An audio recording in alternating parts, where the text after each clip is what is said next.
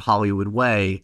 I mean, you were probably a little young when Philadelphia came around, but I'm curious, like, did you have comparable works where you saw yourself reflected on TV or film that were kind of really special to you growing up? Yeah, of course. It's funny, the sort of older I get, the more I realize, like in terms of the fellow travelers of it all, is that, when Philadelphia came out, it was still a sort of very rapid response piece to the AIDS crisis that actually was in within 10 years. And, I when someone says to me 10 years ago, I think it's 1996, right, just because everyone sort of freezes at 18 or something. But so you realize the older I get, the more I can cherish the vital nature of, Philadelphia, and for everyone to go, to allow that story to be made. But no, for me, Russell T Davies, I think it's funny when I talk about filmmakers and writers who created those sort of gay narratives growing up, which sort of were so, for me, groundbreaking and, allowed me to understand certain things. I sort of get giddy,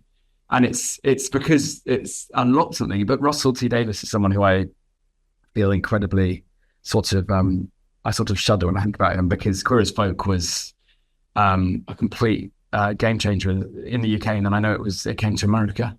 And I remember Brokeback Mountain led me from, I was writing my final year at school. I had this incredible teacher called Dr. Brunton, who was incredibly inspiring. But I was writing about the representation of Hutus and Tutsis in the Rwandan genocide in shooting dogs in Hotel Rwanda. And then Brokeback Mountain came out, and I was like, right, how can I find a reason to go to that and see that 15 times? And so I changed the essay to the representation of homosexuality in Brokeback Mountain. And my teacher, I just said, look, I think I really want to do this. And he just said to me, I think you're onto something, Johnny, go. And it was all I needed. I look back now and I go, God, he was so perceptive and just, but so if you think about Ang Lee and Gus Van Sant with Milk, and I think, or Morris as well, Kiss of the Spider Woman.